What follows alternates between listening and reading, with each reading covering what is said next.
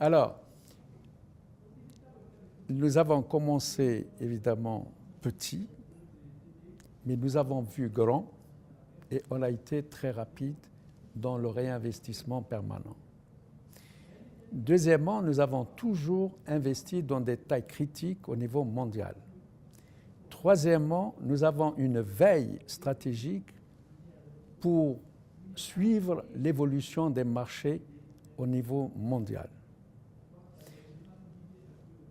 Quatrièmement, nous avons toujours investi dans la formation des femmes et des hommes. Et nous avons toujours choisi aussi les dernières technologies. Voilà, si vous voulez, comment nous avons pu aujourd'hui contrer des grands groupes internationaux. Parce que je vais vous dire une chose. Si un groupe international vous voit faible, il vous élimine. Si il voit que vous êtes de la même taille que lui, vous êtes plus fort, il vous laisse de la place et il négociera avec vous. Je pense que c'est le tour du développement de l'Afrique aujourd'hui. Tous les fondamentaux sont là. D'abord, nous avons des avantages comparatifs en Afrique qui sont nombreux par rapport aux pays européens. L'un des avantages comparatifs, c'est le coût de la main-d'œuvre. Un autre avantage comparatif, c'est les matières premières qui existent en Afrique. L'autre aussi avantage comparatif, on a un marché intérieur qui est porteur.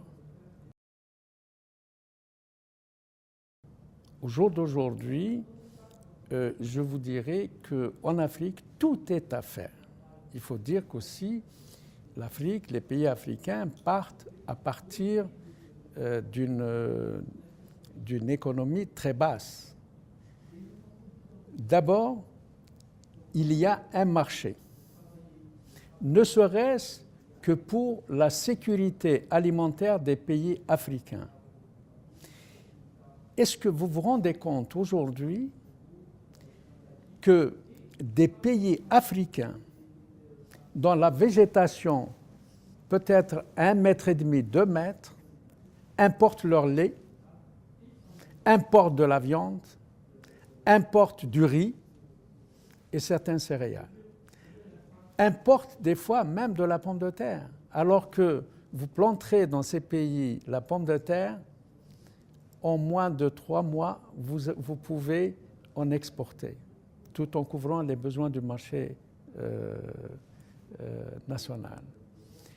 Donc, les opportunités existent, le marché existe, et surtout aussi, il est du devoir des dirigeants des pays africains de penser à la sécurité alimentaire de leur peuple. Moi, je trouve que le forum d'aujourd'hui d'abord, c'est une première.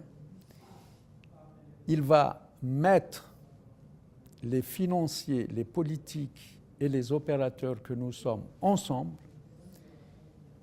éclairer tout le monde comment apporter sa contribution pour le développement des pays africains qui en ont vraiment besoin.